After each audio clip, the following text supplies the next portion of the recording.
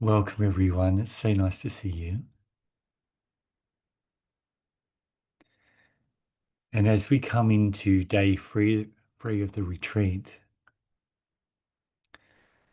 I always find that day 3 is very special. It takes 3 days for the mind and body to kind of catch up on all the restlessness and tiredness and everything that we've built up in our daily life. So the first 3 days for me on a retreat were always that catching up, the selling of the restlessness, and then going into sleepiness and tiredness. And then coming into day 4 is really special because the heart, the mind, the body have had time to settle down and become more clear in our practice.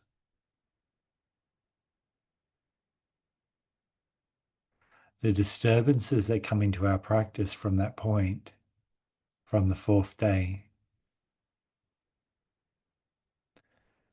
are disturbances that we're adding to our heart, our mind, our body by our desiring, by our striving, by our resisting. So you have a choice. Are you going to allow yourself, now that the restlessness and sleepiness from daily life has started to settle down, are you going to allow yourself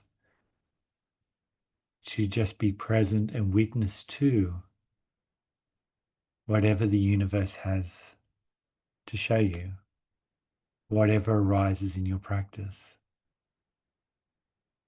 And that means resting back in your body and being grateful for whatever comes up in your practice.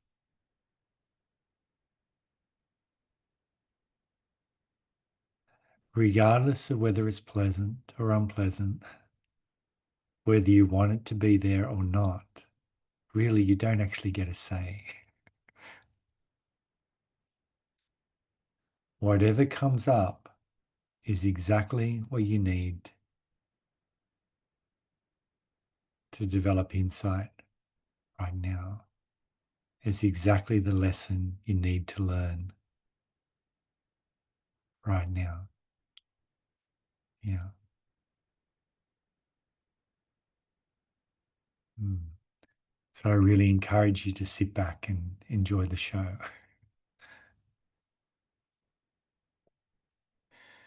So we'll continue on our journey, look at calm and hindrances and how we can use the development of calm and hindrances for insight. And we'll look at the actual practice as laid out in MIDL, the unfolding. I'd just like to start with an excerpt from quite a well-known sutta. Um,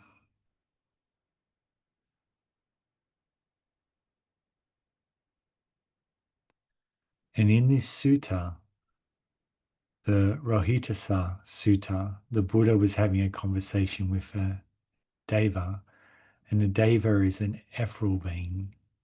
So the Buddha would talk to many beings.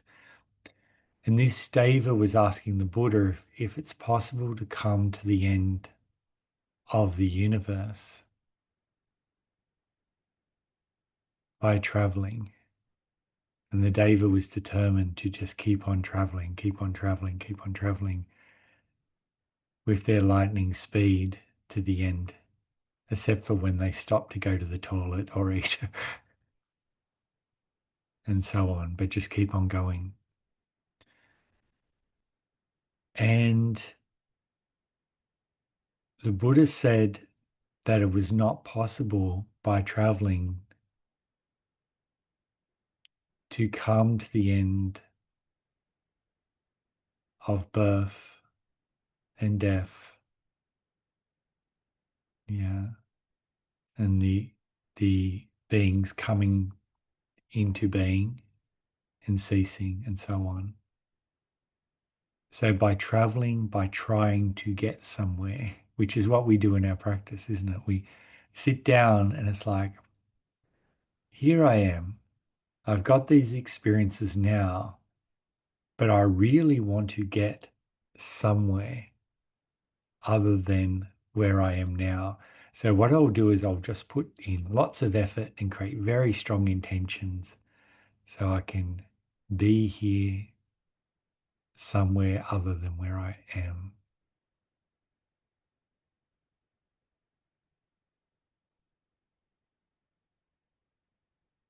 What we learn as insight meditators is that we are already always there. There is no traveling, there is no place to get to. Birth and death are happening here, now. The birth of resistances, of judgments, of likes, of dislikes are happening now. Your thoughts, your memories are arising and ceasing now. All the experiences you have are arising, ceasing now. Right now is where discontentment arises and where discontentment can cease and where contentment can arise and contentment can cease. It's in your relationship towards happening now. It is not somewhere where you need to get to. The whole path is already here. It's the seeking, the striving, the trying, the desire, the aversion that takes us away from our destination. It's the trying to travel that takes us away. This is all there is and all there ever will be. So the Buddha said to the Deva, I declare that it is within this fathom-long body, with its perceptions, mind, that there is the world, the arising of the world, the cessation of the world, and the path leading to the cessation of the world.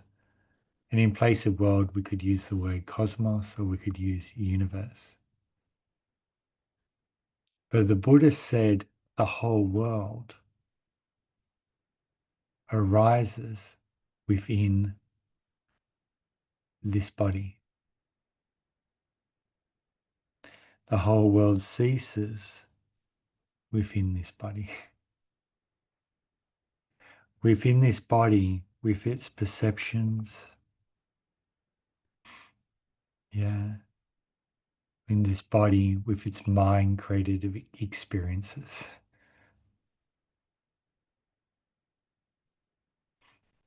Everything exists within this.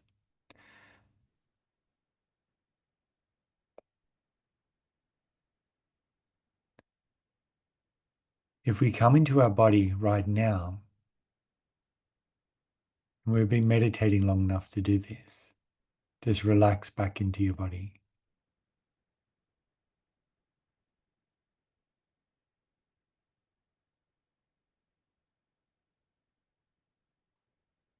You may notice that you're already seeing, that you don't have to put effort to see.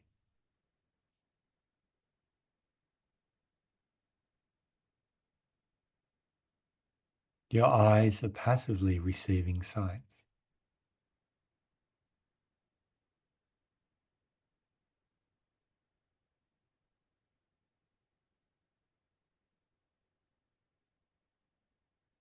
And where do these sights arise? Do they arise or exist out there? No, you can't actually see beyond here.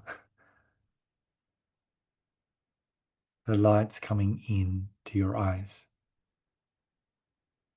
Though there's a feeling that I'm seeing out there in the world. Your ears are already hearing sound, but the sound comes in to your ears. The sound is not happening out there. It's happening in here. Smells and tastes are coming into your body. The touch of the world, the pressure of your body on the chair, the floor,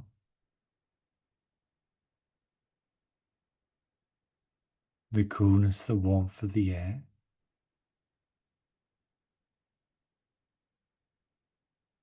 the touch of your hands, arms on your lap.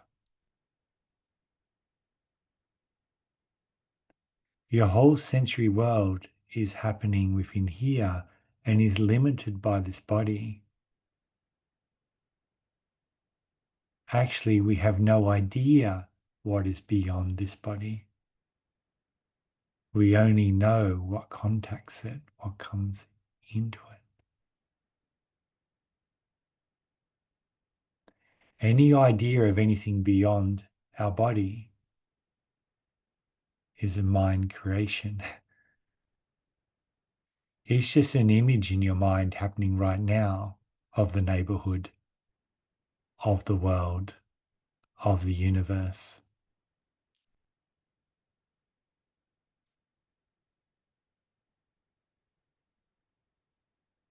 The yard around this house is beyond the range of my experience.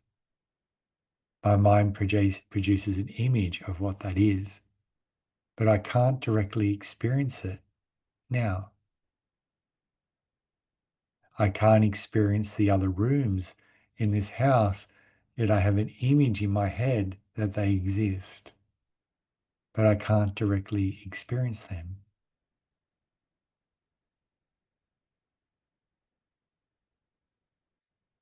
I can't even directly experience the room that I'm in now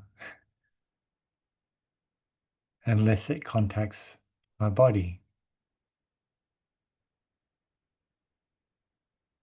I can see the room as an image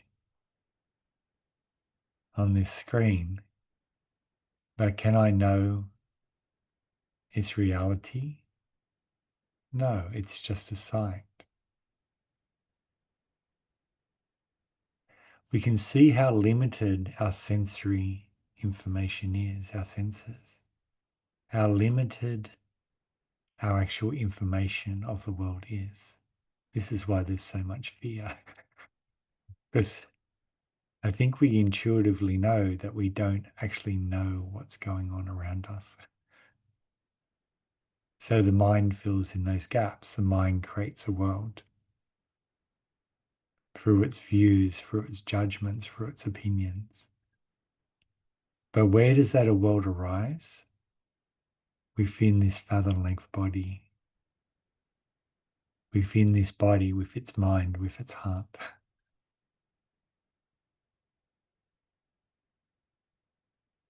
This is where the world arises. This is where the world ceases. So in our practice, we learn to look within. We stand at the doorways of our senses and we greet anything that comes in to us.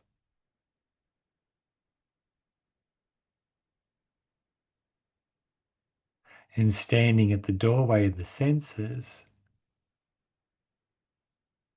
we observe how the mind greets. Does it greet with desire? Does it greet with aversion? Does it greet with indifference? Does it greet with gratitude, kindness and caring, and love and empathy?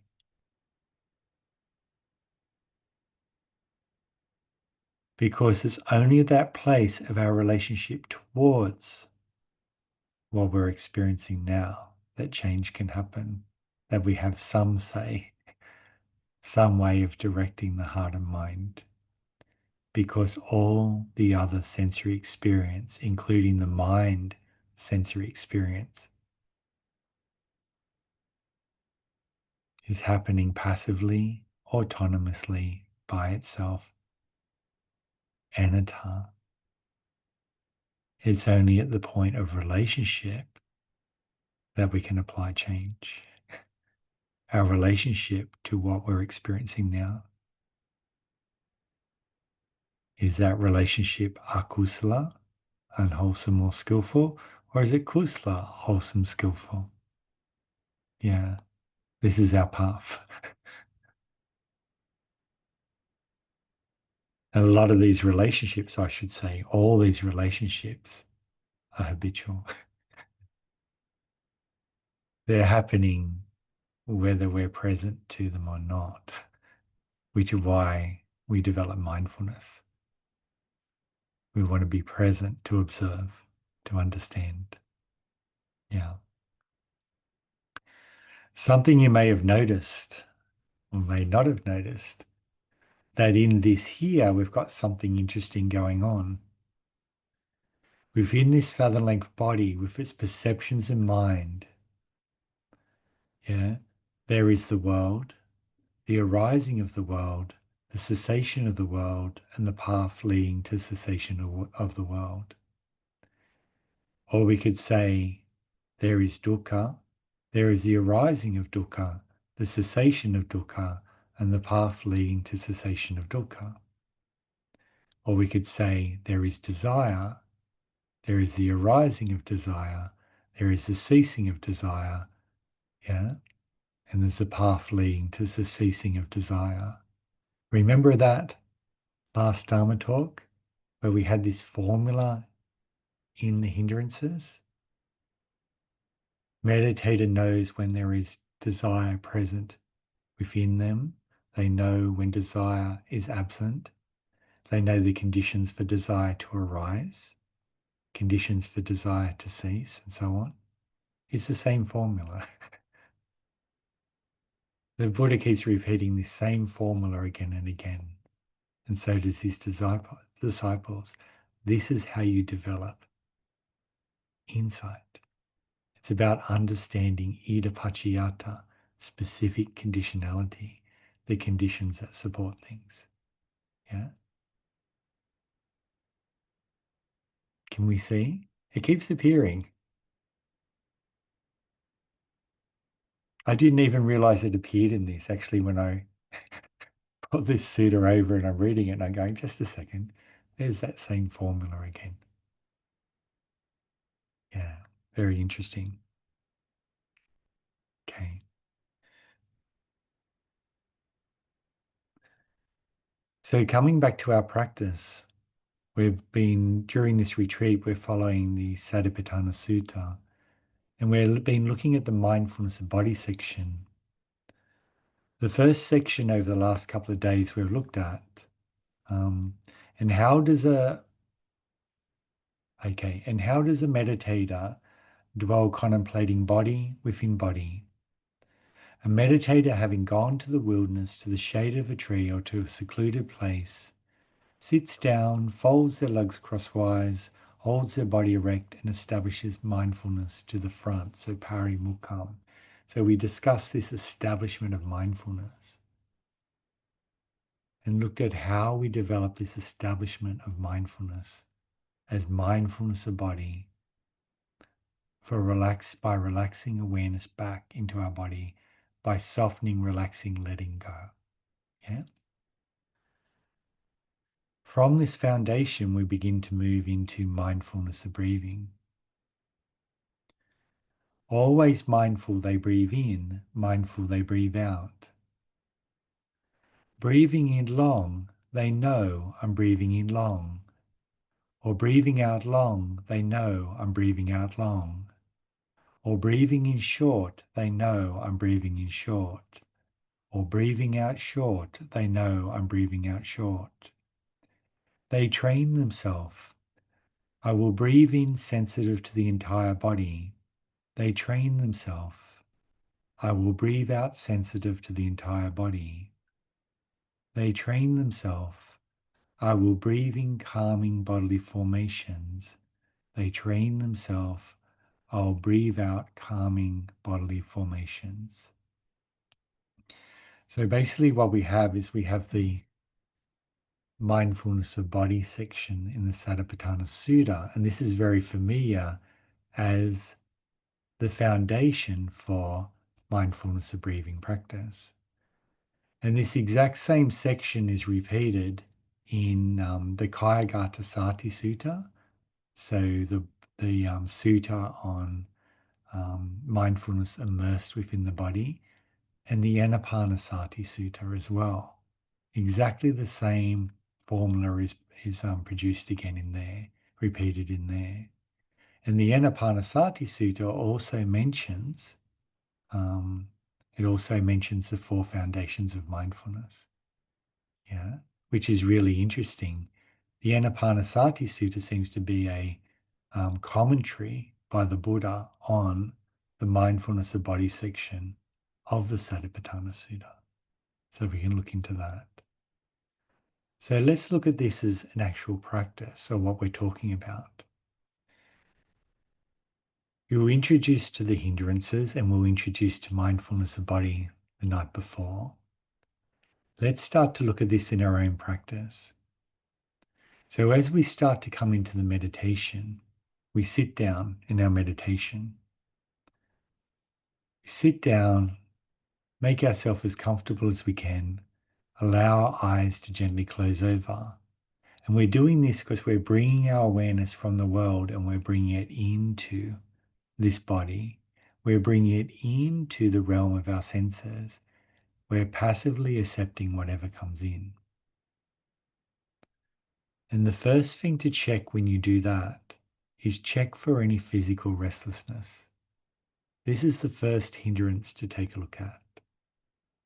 And physical restlessness comes up as wanting to fidget, wanting to move around, not feeling comfortable within your body. Yeah. So if you just allow your eyes to close over now and just check, is there any restlessness present within me? Do you have the urge to move around, or are you comfortable in your body? Now, after a few days of meditation, you might say, okay, I'm feeling quite comfortable in my body. If you feel comfortable just sitting here and not feel like moving around,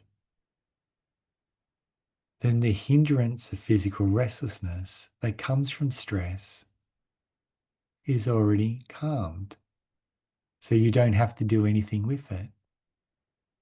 But notice when physical restlessness is calmed, then the samatha quality of body relaxation is present within you. That's skill one fulfilled. If you feel restless in your body now, like fidgeting and moving around, and you might because your body feels uncomfortable, maybe you've got discomfort, unpleasant feelings, or pain in your body, that's okay. Just be a witness to that discomfort. Just be a witness to that unease. And take a few gentle softening breaths. And soften, relax any resistance you feel towards that discomfort and unease in your body. And notice what happens. Just a few gentle breaths, softening awareness more deeply in your body. Relaxing, letting it go, letting it be.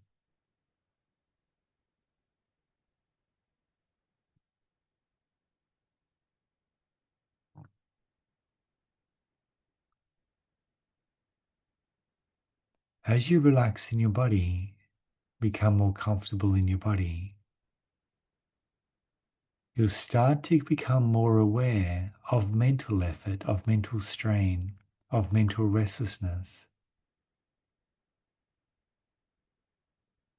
You'll notice mental restlessness as a tendency of your mind to look forward to a future event or look back on what just happened.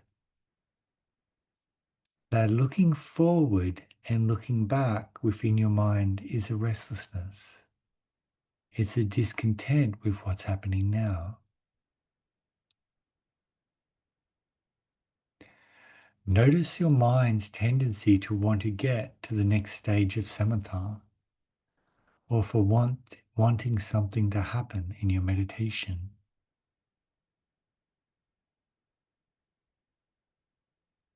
Notice the effort it takes to want, to desire.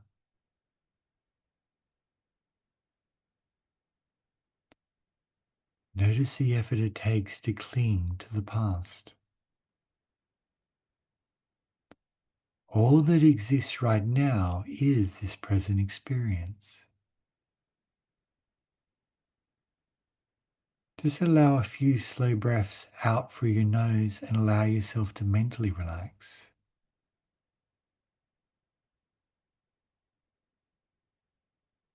Relaxing your interest in past and future.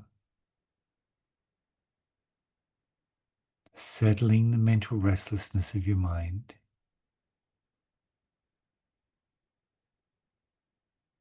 And allowing awareness to rest more deeply in your body.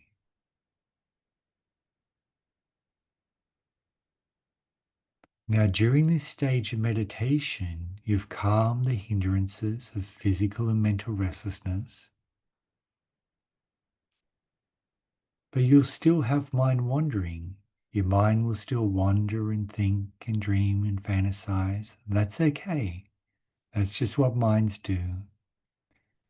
Your mind will still forget your meditation. That's also okay. Okay. It's normal for the mind to forget.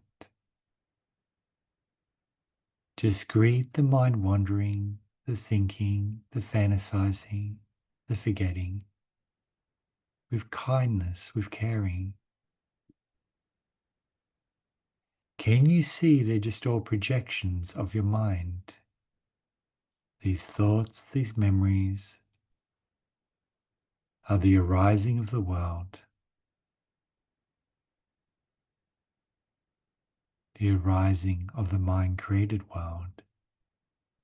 Gently soften, relax, let them go, let them be.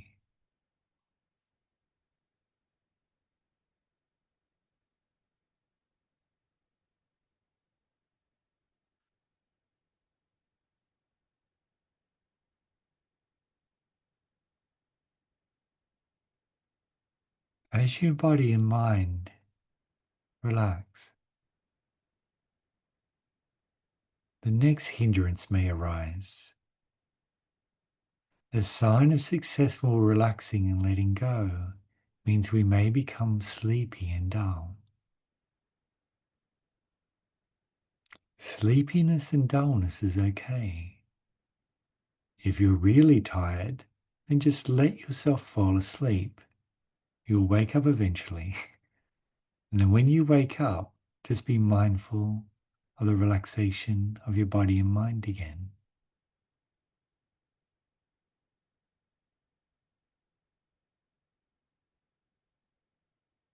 To clear sleepiness and dullness,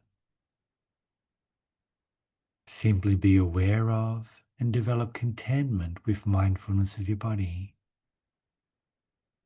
Feeling the elemental qualities of your body, its heaviness as it relaxes, its warmth, its coolness, and how nice it feels to relax, how nice it feels to be at ease. As you do, the samatha quality of mindful presence will arise.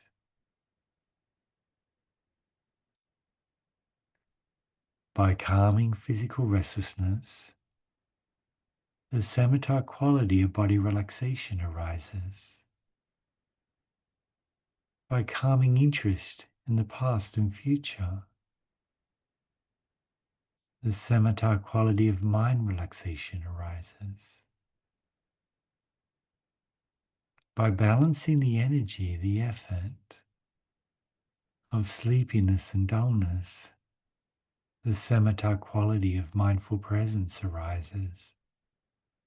We become very present within our body. Mindfulness is now established, parimukkham. We've brought mindfulness to the forefront of our body and our mind.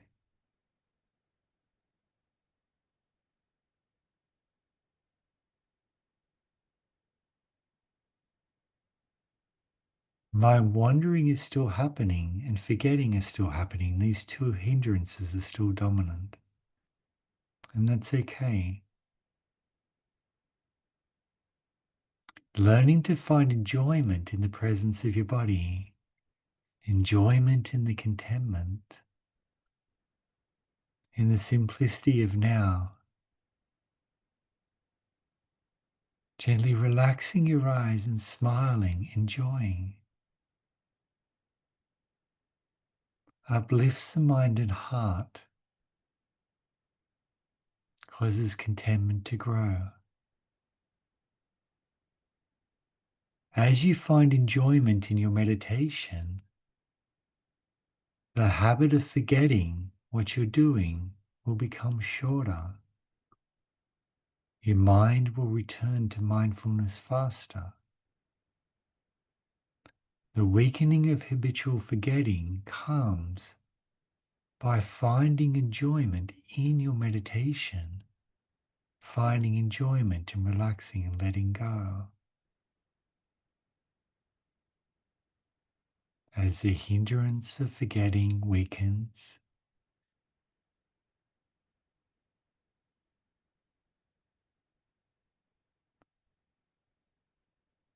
the samatha quality of meditative joy begins to develop within your heart and your mind.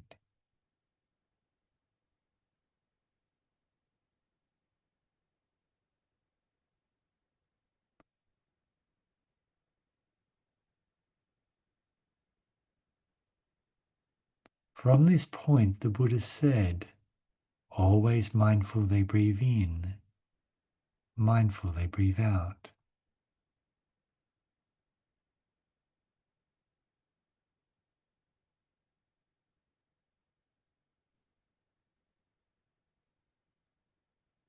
By developing samatha, by calming the hindrances, it's important not to try to control or change your breath in any way at this time.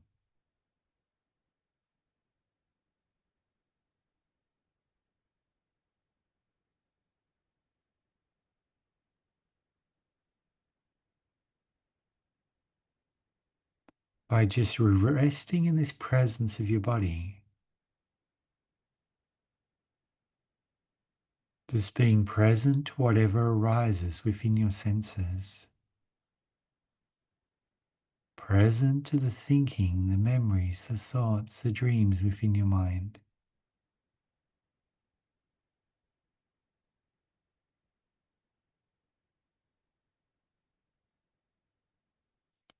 We naturally develop a background awareness of our body.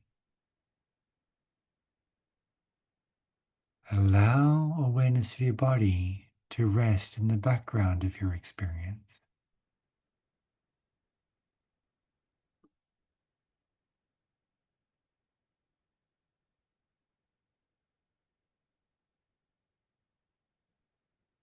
As your body relaxes and your mind quietens down,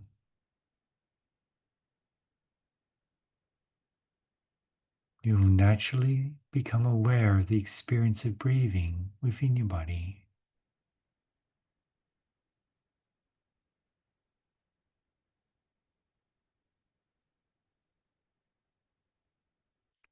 Breathing is just the experience of moving and changing sensations within your body. It's not separate from your body.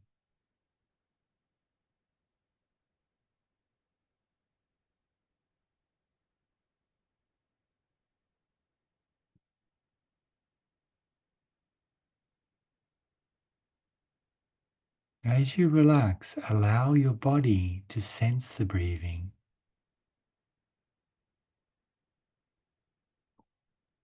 Can you allow your body to feel the breathing by itself?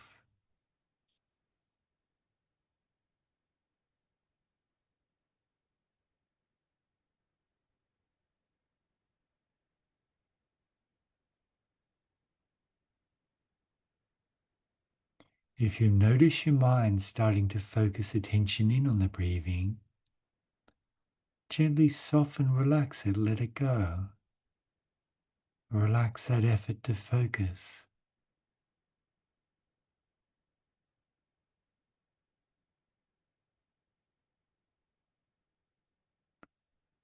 Rather than looking at your breathing with your eyes, can you sense that gentle movement of the breathing with your body?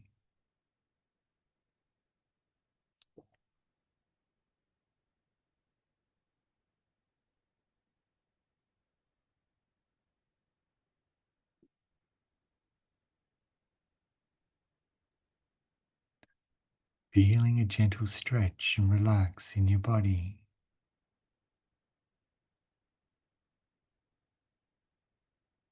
As you can allow your body to sense the breathing,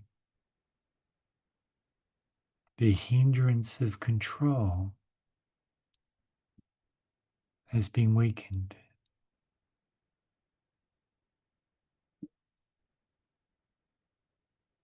And the Samatha quality of natural breathing arises.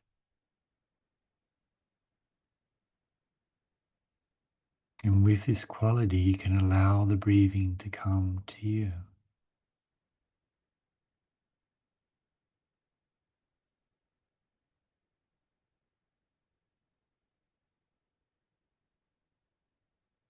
Can you notice there's a quality that tells you when the breath is coming in?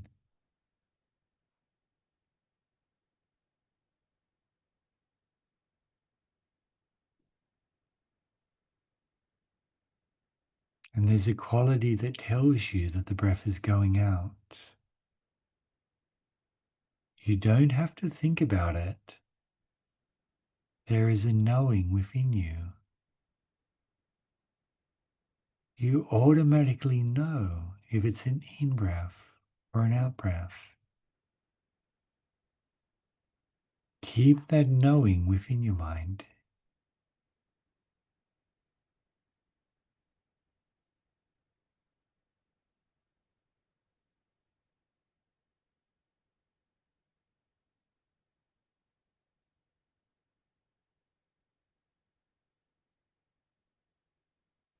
By calming the hindrance of physical restlessness,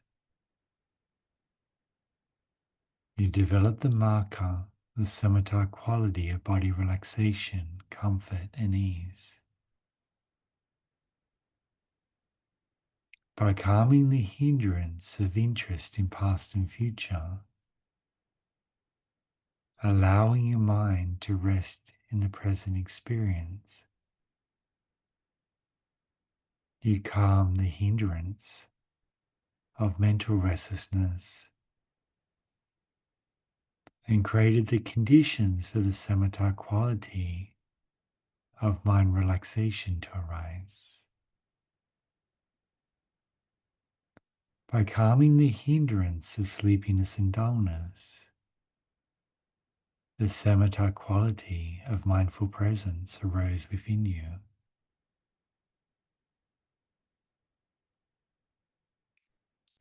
By calming the hindrance of forgetting, by weakening it, by finding enjoyment in your meditation, the samatha quality of meditative joy and contentment arose. As joy and contentment arose within the presence of your body, the heart and the mind quietened, the body relaxed, and the hindrance of control was calmed. And the Samatha quality of natural breathing arose within you. And within this quality of natural breathing, you allow your body to feel and sense the breath by itself.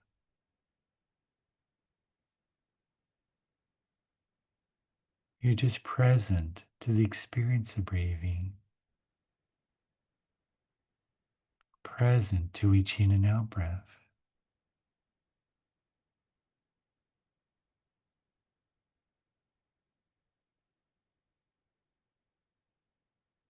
As you're present to each in and out breath, the hindrance of mind wandering may arise.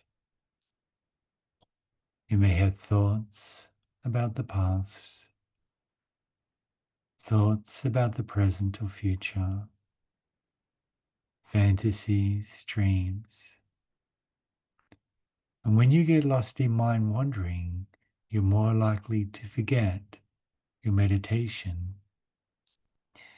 If this happens, just notice the anatta nature of this wandering, of this forgetting.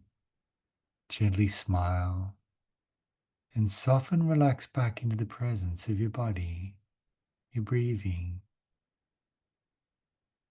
allowing your body to sense itself, to sense its presence and the breathing again.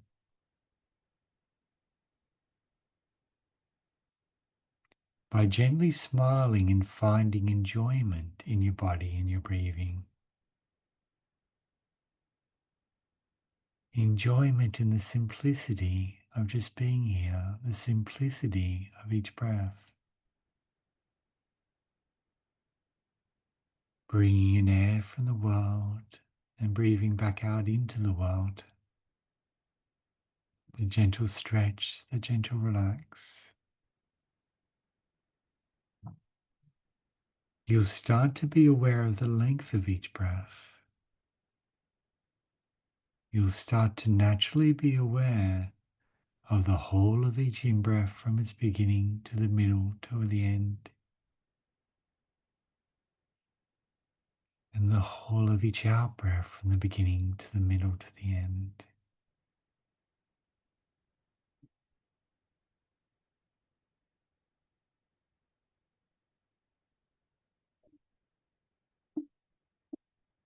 As the samatha quality of being aware of the whole length of each breath develops, and you find enjoyment in the length, enjoyment in the relaxing and letting go, the hindrance of forgetting will begin to come to an end.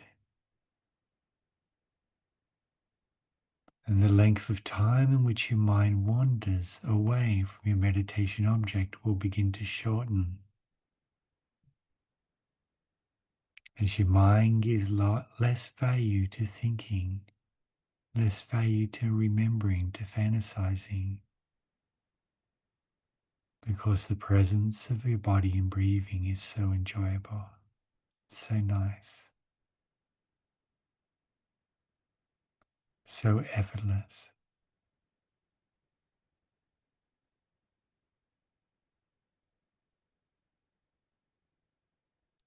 By calming physical restlessness, you created the conditions for the samatha quality of body relaxation to arise.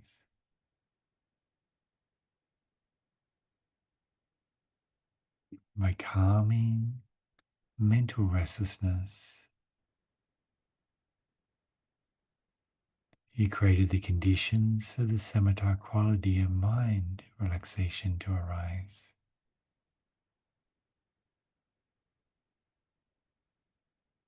By calming sleepiness and dullness, arousing energy, by being interested in the presence of your body, content with it. The samatha quality of mindfulness and presence of your body arose.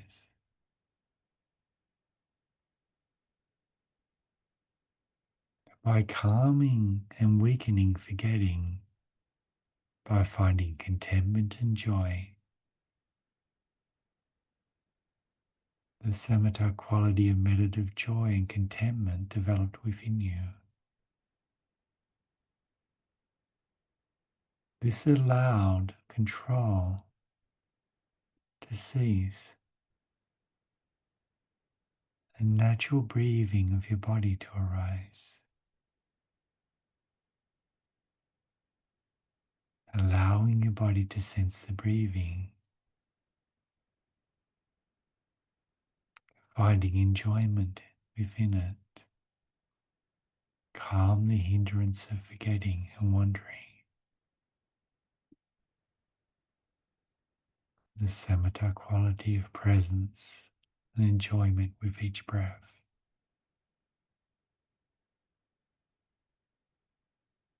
Develop calm within you.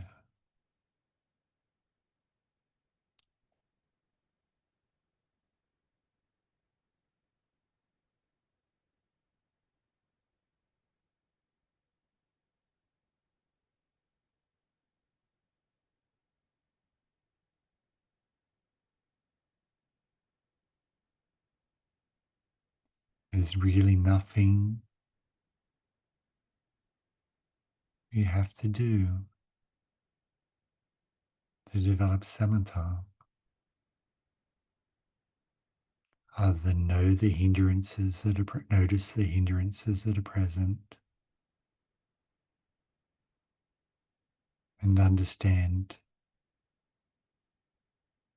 how to change the conditions to support them so that they cease. When mind wandering is present within them, the meditator knows. They know the conditions for mind wandering to arise, the conditions for mind wandering to cease,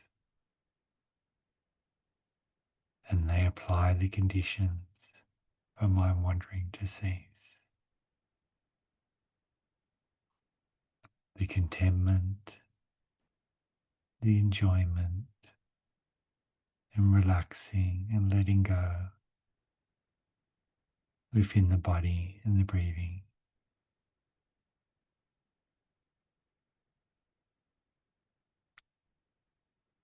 Entering into presence,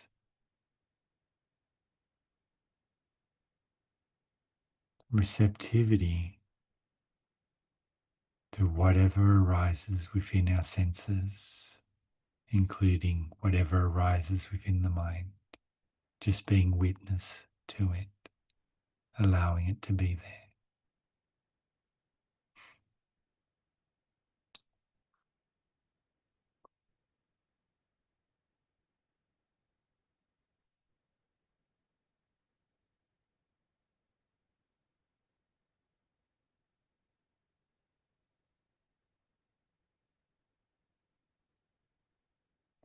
And Ajahn Chah said, you can pull on the end of a rope, but if the other end is stuck, the rope will never budge.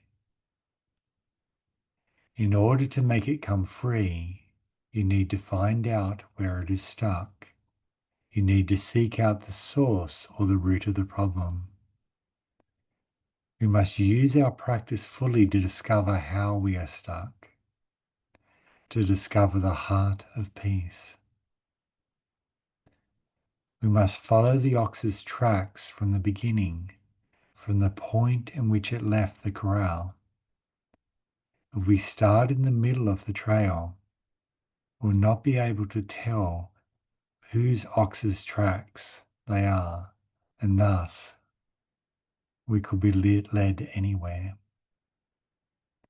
He's pointing towards the root of the problem. Yeah. The problem is the arising of the hindrances. The problem is our struggle and fight with them. The problem is we don't understand them.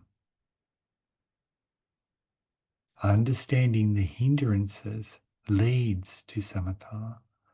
Understanding the hindrances leads to calm. Understanding the hindrances changing the conditions that support them, creates the conditions for the mind and heart to return to kusala, to wholesomeness, to skillfulness. This leads to access concentration. This leads to jhana. This leads to nibbana. It's a path of insight and a path of letting go. It's a path of calm, insight, and sila morality.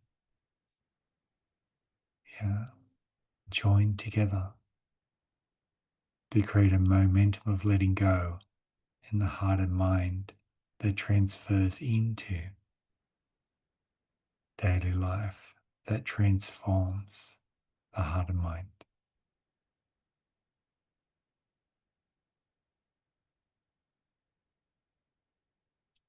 Wonderful.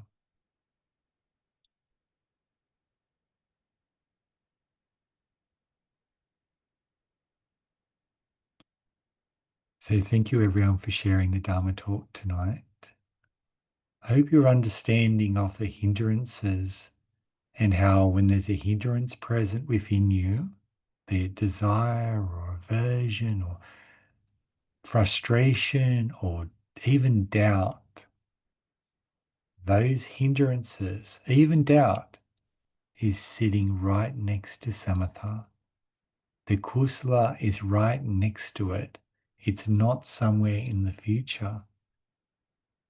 The understanding of doubt, the understanding of frustration, the understanding of striving, the understanding of judging will always lead the mind, heart, body back to samatha. So samatha isn't something we strive to get to in the future.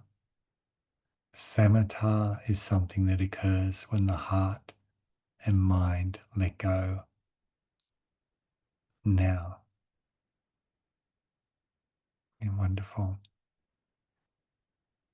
So we can have a 10-minute break now, bathroom time if you like, or have a stretch.